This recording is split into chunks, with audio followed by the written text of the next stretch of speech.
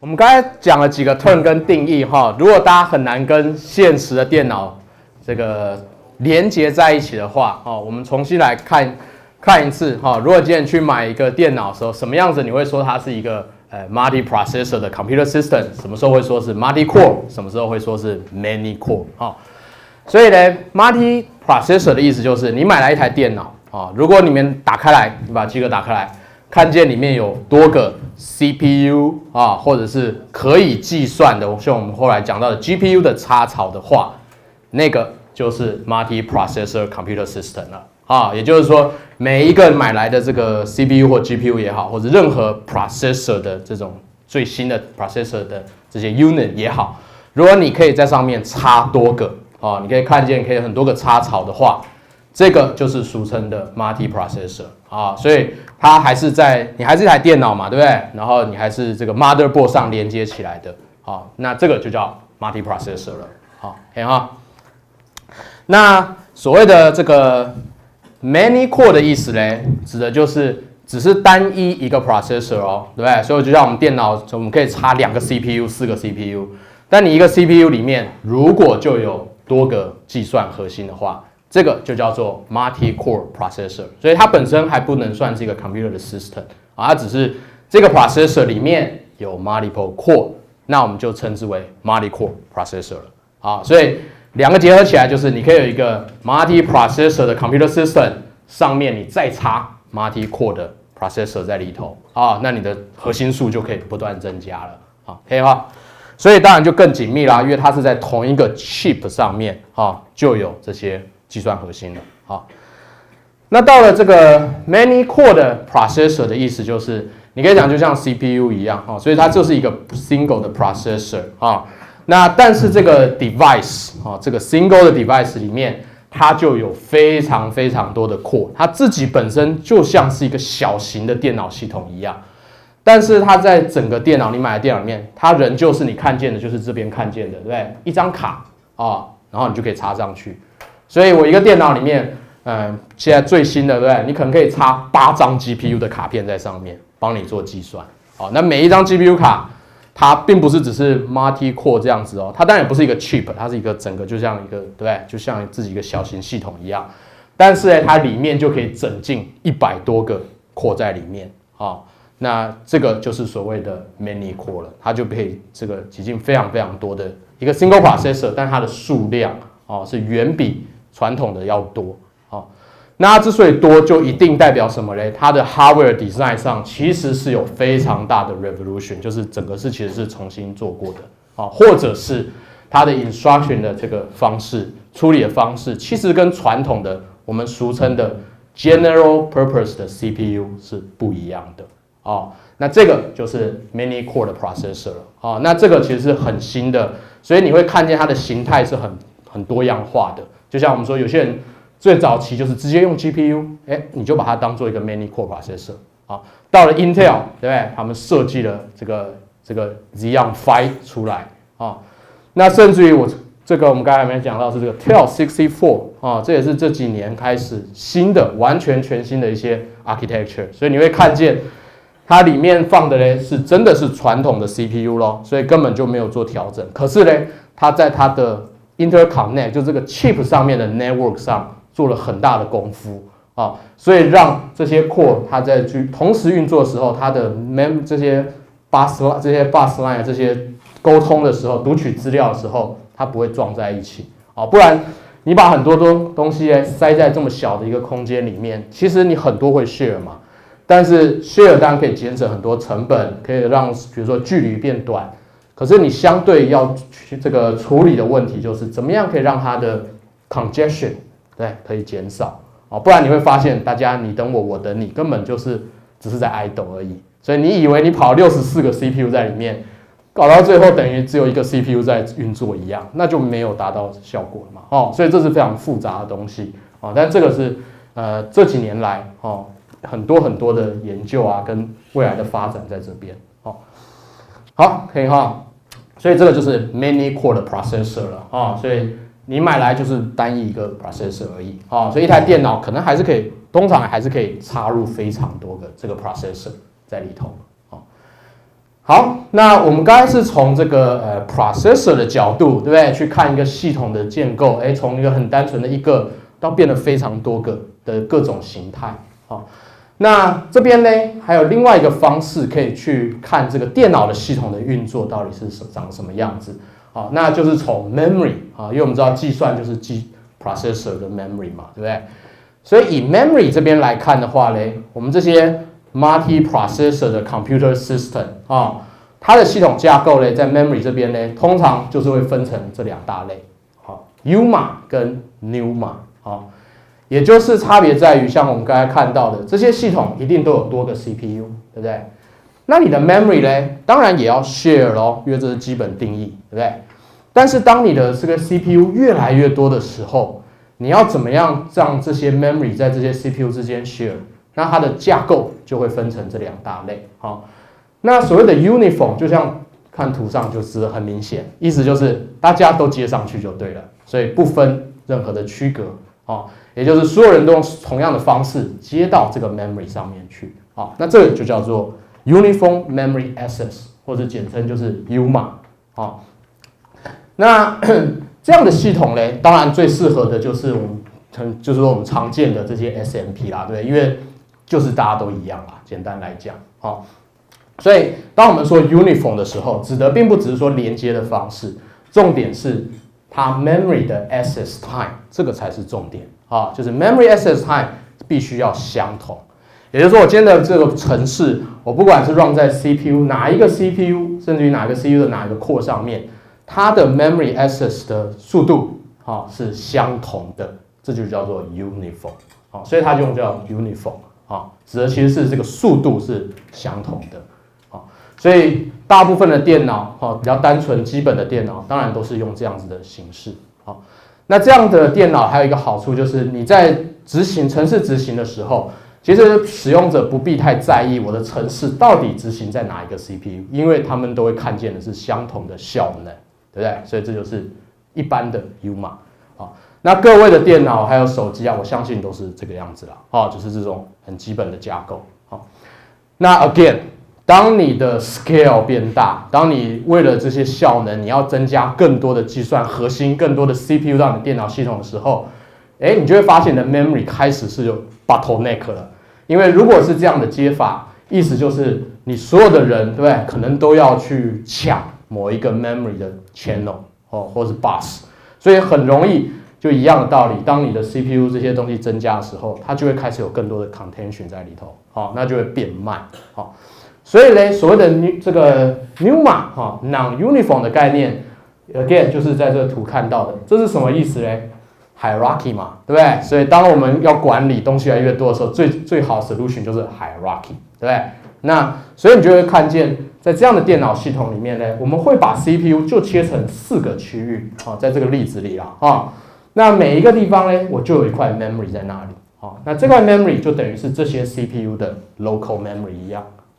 那其他的地方就是 remote 的 memory 所以这是一个 hierarchy， 意思就是说，这个 CPU 同一个区块的。它 access 这个 memory 的速度一定会比较快对不对？因为它是直接嘛，对不对？那如果你要连到其他的 memory 还是可以，因为这个电脑是 share 的，所以 memory 大家都连得到。但是差别在于这边画条线的原因就在于这个 CPU 要 access 这块 memory 的时候，它要先跟这块 memory 的 controller 先沟通，才能够去 access 所以它不是直接也就是间接的意思那这样的好处可想而知，因为 hierarchy， 所以你可以建构更大的电脑了，对不对？所以就像这边例子，这边只有4个 CPU 嘛，我下面就有16个所以自然你可以想见它是可以 scale 变得更大但是缺点是什么可以说成这个缺点，因为你要 remote access， 所以你的路线比较长，所以你会发现你的 access time 的 memory 的 access time 变得不同了，也就是 non-uniform 了。对不对？也就是 local 会比较快 ，remote 比较慢所以这就变成 non-uniform 的原因了那这样的话的结果就变成你在执行程式的时候，或者说你在 allocate memory 的时候其实你要注意到，如果你想要你的效能达到最好，其实你摆在哪边是有差别的，对不对？如果我今天程式 run 在左上角这边，那我 memory 却 allocate 在右下角，哦，可以啊，会哦，有可能哦。尤其是 OS 又不帮你管理的话，只要看到有空间，我就丢过去的话，就会变成 remote access， 那你的速度就会一定会变慢，对不对？那如果你知道这个系统架构的话，执行程式的时候，你就可以好的 OS 它就自动就帮你管理了，或者是至少它有一些 flag control 的方式，让使用者在执行你的程式的时候，它可以告诉 OS， 然后指定我的程式要 run 在哪，或者说我在 allocate memory 的时候，我只能 allocate memory 从我的 local memory 这边要空间啊，就是我宁可就是等到这边有空间，我才去做 allocation 的动作，这些都是可以的。那所以你就可以去控制它，来去得到 make sure 你在这个电脑上执行的效能是达到最好的。好，所以这个 NUMA 各位当然 again 可能不常见，对不对？但是其实在所有的高效能计算系统多半是这个样子多半是用 NUMA 的架构只要非常讲究效能，然后 scale 大的电脑都是用这样的架构在 run 所以其实未来或许各位也有机会用到其实要注意一下，到底这个 computer system 是 NUMA 的架构还是 UMA 的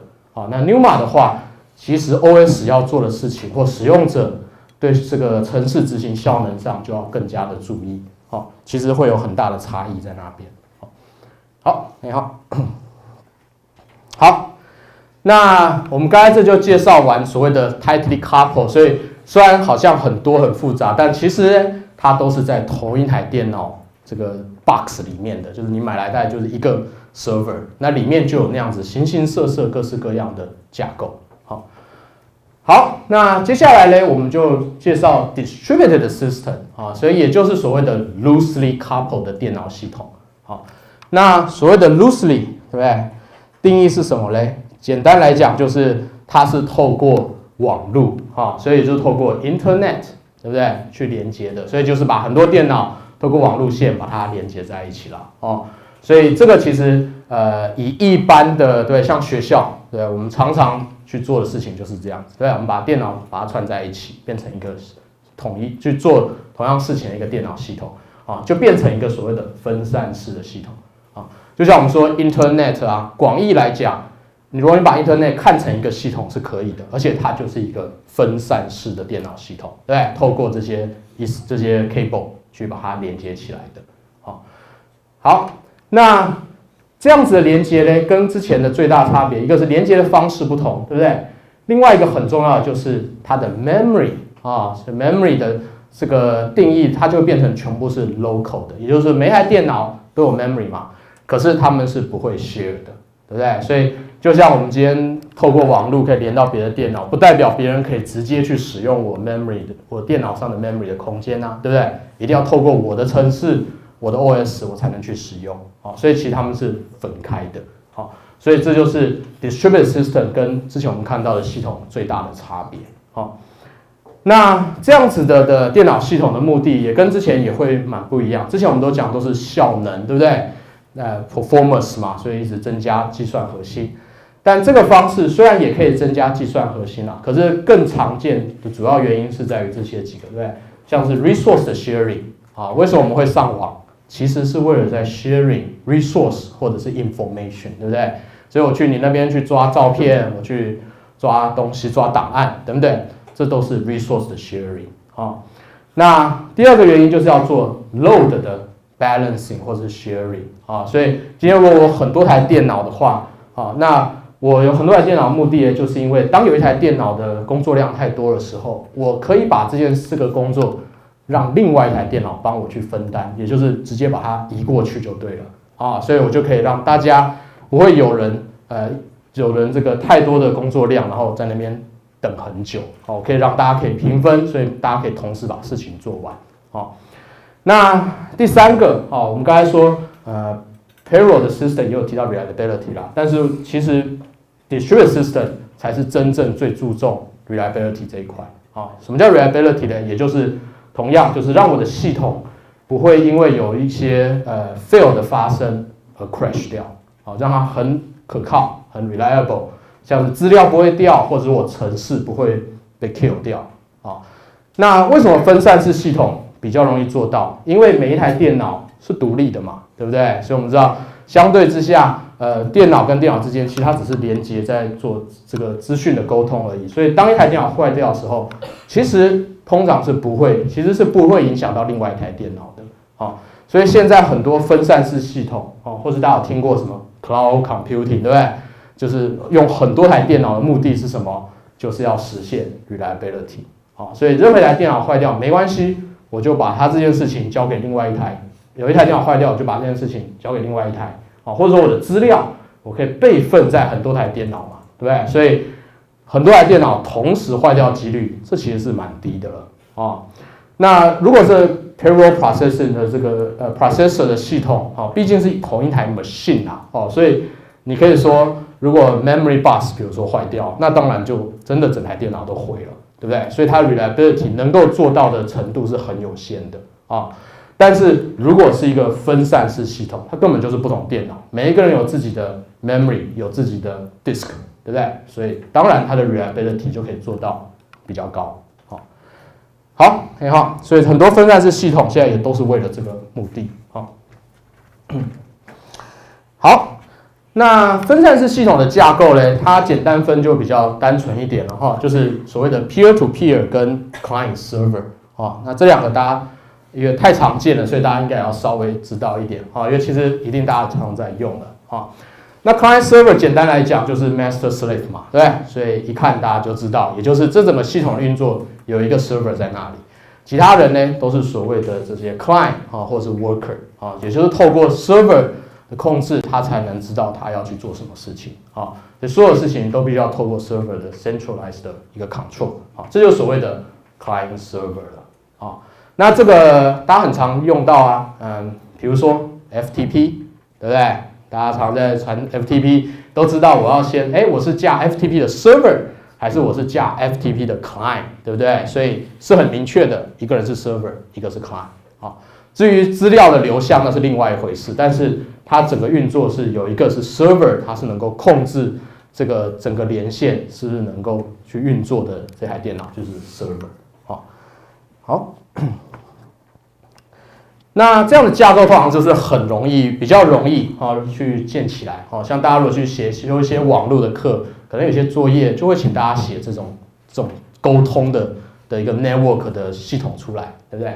但是这样的系统的坏处当然也很明显，就是 server 往往就是一个 bottleneck 所以很多分散式系统，他们当然还是选择了用 client server 的架构去建尤其是我们说云端计算那些 Google Microsoft 的那些 cloud 去管一个 data center 的时候，因为方便，所以他们还是用 client server， 但是他们会下很多的功夫，比如说 server， 没有人说它只能是一台电脑对不对？我其实也可以用10台电脑当做 server， 也就是说他们的角色是 server， 但是这个角色这件事情，我还是可以用分散式的方式，让10台电脑或20台电脑去做处理所以比如说有一台 server 如果毁了我可能有一台 master server 它坏掉了，我可以立刻把它这个职权交给 backup 的 server那这样我就可以达到对 reliability 但是我还是一样其实是 server client 的架构所以中间有很多中间的 solution 在那边啦但基本上它这种方式是比较容易架构的，但是 value这个怎么样子去 make sure， 因为 server 嘛，所以意思就是说，如果 server 没了，那真的整个系统就不能动了，对不对？所以我必须要处理这个问题。另外就是这边毕竟是所有的这个 workload 都进来，所有的工作量都要透过 server， 所以 server 可能会效能的一个 bottleneck。那有没有什么样的方式可以把它至少减轻它的工作量比如说能做真的需要计算的部分，可能还是都让这些 client 去做。然后 server 它要去沟通，要去处理的事情，都是最重要，但是都是最简短、最轻松或者最快可以做完的事情所以这就很多设计在里头了。好，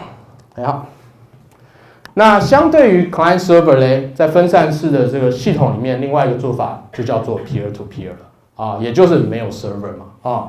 那所以叫做 peer to peer， 因为意思就是每一个人都是 peer， 就是同僚或同仁的意思，对不对？所以大家都是相同的角色，就像各位同学之间同一个修同一个课，那大家都是 peer 的这个角色，所以并没有做区分谁是 master 谁是 slave，那为什么他们还能沟通嘞？那就是代表你在写 peer to peer 的这个系统上，你会制定一些 protocol 或者是 rule 或 policy，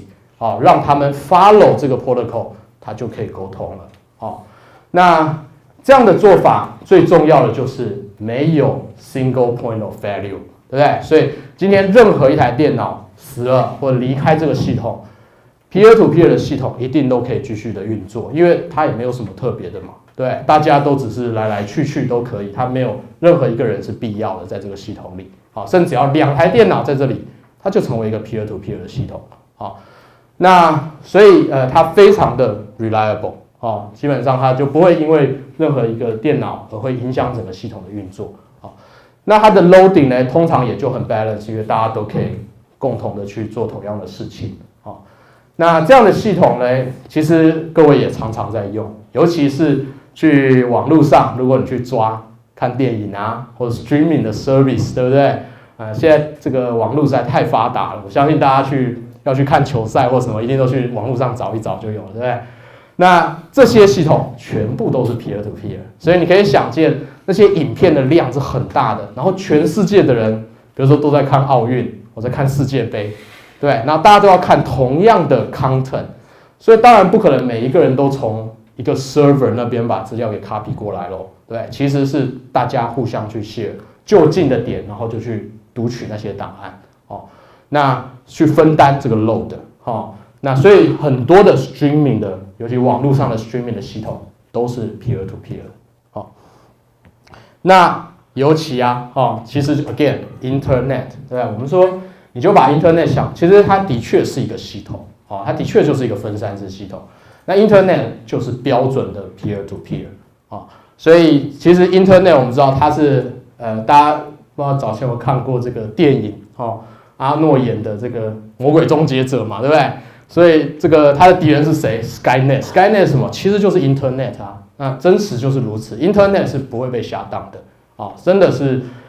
并不是任何一个国家任何一个 organization， 对不对？在管理 Internet， 可是到处你都可以上网，对不对？然后这个 Internet 它最厉害的地方就在于它永远不会 break， 对不对？你可能你自己 local， 你可能没办法连上 Internet， 各种原因，但是 Internet 永远存在。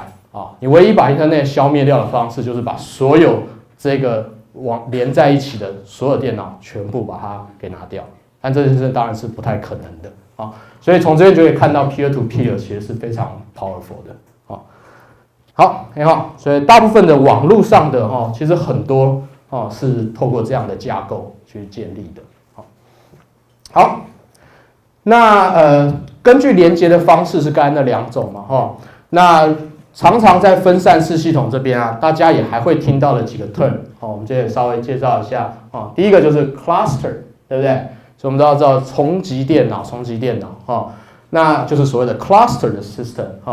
那 cluster system 呢，它其实是属于一种分散式系统，因为我们知道 cluster 它其实就是把很多台电脑连接在一起嘛，所以符合分散式系统的定义。那但是它又在分散式系统里面呢，比较它算一个 subset， 比较特殊的一种系统。那这种系统特殊的点在哪？就在于它的网络的连接通常是 local area，也就是说它的网络，比如说它的网络的 bandwidth 或者它使用的网路线是比较好的，所以它的沟通可以再更快一点因为我们知道 Internet